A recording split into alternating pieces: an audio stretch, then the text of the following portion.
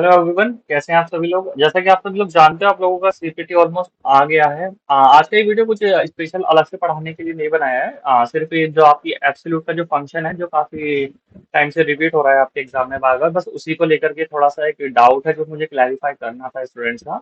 Actually देखिए क्या हो रहा है कि जब वो एब्सोल्यूट इंक्रीज डिक्रीज पूछता है ना इस सेल के अंदर, देन आप कैलकुलेट कर लेते हैं with the help of ABS C6 minus B6। तो यहाँ पे हमारा एब्सोल्यूट करके आप जानते हो कि एब्सोल्यूट कुछ नहीं करता, सिर्फ जो भी रिजल्ट आएगा उसको हर हाल में वो आपको पॉजिटिव ही वैल्यू देगा एज ए आउटपुट।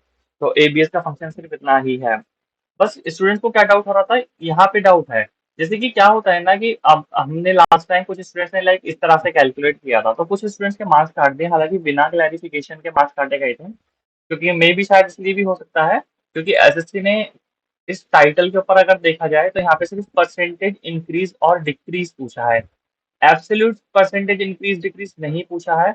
और हमने यहाँ पे वैल्यू यूज की है D6, क्योंकि क्या हुआ था जब फॉर द फर्स्ट टाइम जब वो एब्सोल्यूट पूछा गया था, तब इस तरह से जब कैलकुलेट किया था तो स्टूडेंट्स को मार्क्स मिल गए थे, क्योंकि एसएससी खुद श्योर नहीं है कि वो क्या पूछ रही है और क्या वो स्टूडेंट से एक्सपेक्ट कर रही है।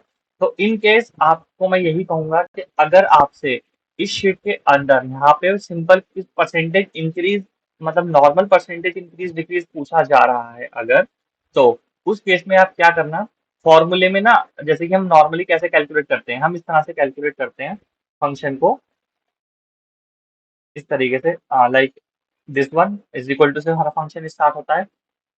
आपकी वैल्यू क्या आ गई है आपकी, इंक्रीज डिक्रीज करके दिस वन, बेस वैल्यू कौन थी हमारी 2016 और 17 की, मल्टीप्लाई बाय 100। तो अब क्या हो रहा है ना, हम यहाँ पे D6 यूज कर रहे हैं, और D6 का मतलब क्या है, एब्सोल्यूट इंक्रीज डिक्रीज। तो हमने एबीएस वाली वैल्यू को यूज कर लिया, तो मोस्ट प्रोबेबली हो सकता है कि इसी वजह से कुछ स्टूडेंट्स को शायद से मार्क्स काट लिए गए हो। हालांकि क्वालिफाई सभी का हुआ है, कोई ऐसा स्टूडेंट नहीं है जो डिस्क्वालीफाई हुआ हो या किसी का सीपीटी रह गया हो, सीपीटी हो गया था, बस मार्क्स डिडक्ट हो गए थे, दैट्स इट। फिर भी मैंने आपको क्लैरिफाई करने के लिए वीडियो बना दिया है, क्योंकि अब से पहले हम क्या कर रहे हैं, तो हम एबीएस जब हम करते हैं तो इस तरीके से करते हैं।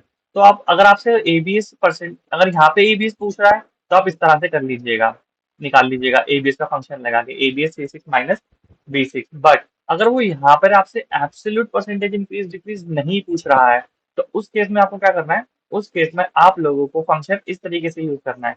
किस तरीके से यूज करना है, लाइक आपको नॉर्मली इज इक्वल टू का सिंबल, आपका जो भी हमारा बिना नॉर्मल इसके तो होगा ही नहीं, एंड आपकी B6 माइनस C6 कर लिया हमने, ठीक है, डिवाइडेड बाय बेस वैल्यू हमारी जो भी है, ये हो गया, मल्टीप्लाई बाय 100। बट इस केस में हमारा आंसर गलत आने वाला है, क्यों, क्योंकि बॉड मास यहाँ पे अप्लाई नहीं हुआ। बॉड मास कब अप्लाई होगा, जब आप इसको ऊपर वाले फंक्शन को ब्रैकेट में इनक्लोज करेंगे। तो ब्रैकेट में इनक्लोज करना मत भूलना, नहीं तो आंसर गलत आएगा, ठीक है।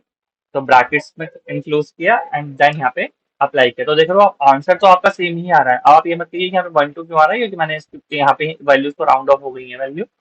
आप इसको भी यहाँ से राउंड ऑफ कर सकते हो, मैंने इससे पहले वाली वीडियो में आपको राउंड ऑफ करना सिखा रखा है, ठीक है।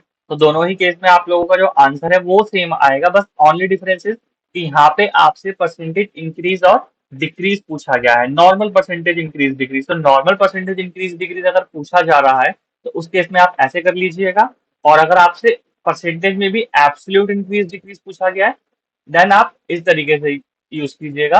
आंसर आप लोगों का दोनों ही केस में सेम आ रहा है।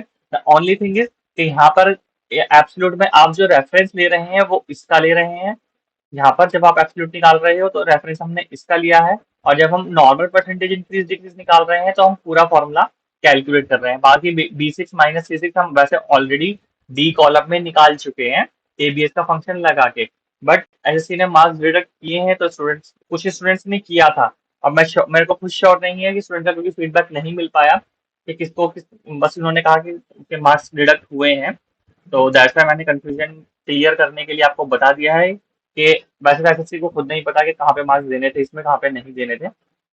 लेकिन अगर आपसे एब्सोल्यूट पूछा जा रहा है तो एब्सोल्यूट लगा दीजिएगा यहाँ पर, और अगर ना पूछा गया हो तो नॉर्मल जैसे हम कैलकुलेट करते हैं मैथमेटिकली उस तरीके से आप कैलकुलेट कर लीजिएगा। बस मैं आज की वीडियो हम इसीलिए बनाई थी ताकि आप लोगों को इस चीज में क्लैरिफाई कर सकूं कि दोनों में अगर इस ऐसी सिचुएशन एग्जाम में आपके इस बार भी आती है तो उसमें कैसे आपको परफॉर्म करना है।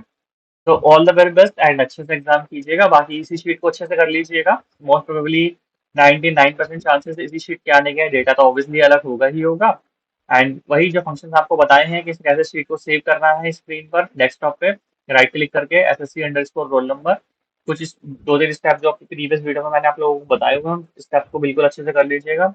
क्योंकि कुछ स्टेप्स ऐसे होते हैं जो डिस्क्वालीफाई करा देते हैं, वो आपको नहीं करना है। अपने पेपर का साइज, ओरिएंटेशन का ध्यान रखना है, शीट पे नेम रोल नंबर का ध्यान रखना है। प्रिंट लेने के बाद आपको hand written roll number name mention करना मत भूलना, नहीं तो शीट रिजेक्ट हो जाती है।